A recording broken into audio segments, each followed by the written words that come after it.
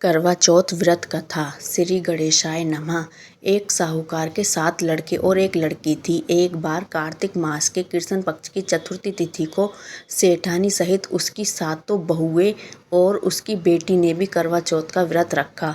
रात्रि के समय जब साहूकार के सभी लड़के भोजन करने बैठे तो उन्होंने अपनी बहन से भी भोजन कर लेने को कहा। इस पर बहन ने कहा, भाई अभी चांद नहीं निकला है, चांद के निकलने पर उसे अर्घ्य देकर ही आज मैं भोजन करूंगी। साहूकार के बेटे अपनी बहन से बहुत प्रेम करते थे। उन्हें अपनी बहन का भूख से व्याकुल चेहरा देखकर बहुत दुख हुआ। साहूकार के बेटे नगर के बाहर चले गए और वहां एक पेड़ पर चढ़कर अग्नि जला दी। घर वापस आकर उन्होंने अपनी बहन से कहा, देखो बहन, चांद निकल आया है, अब तुम्हें भी अर्घ्य देकर भोजन ग्रहण कर लेना चाहिए। साहूकार की बेटी ने अपनी भाभियों से कहा, देखो चांद निकल आया है, तुम लोग भी अर्घ्य देकर भोजन कर लो।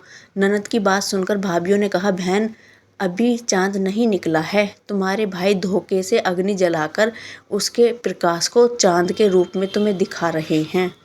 साहूकार की बेटी अपनी भाभियों की बात को अनसुनी करते हुए भाइयों द्वारा दिखाए गए चांद को अर्घ्य देकर भोजन कर लिया। इस प्रकार करवा चौथ का व्रत भंग करने के कारण विघ्नहर्ता भगवान श्री गणेश साहूकार की लड़की से नाराज हो गए।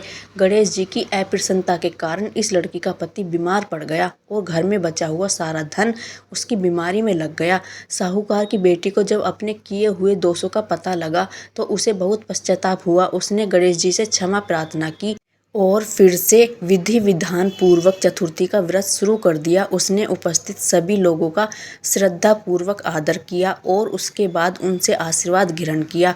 इस प्रकार उस लड़की के श्रद्धा भक्ति को देखकर एकदंत भगवान गणेश जी उस पर प्रसन्न हो गए और उसके पति को जीवन दान प्रदान किया। उसे सभी प्रकार के रोगों से मुक्त करके धन संपत्ति और वैभव से युक्त कर दिया। तो बोलिए श्री करवा चौथ माता की जय, गणेश भगवान की जय।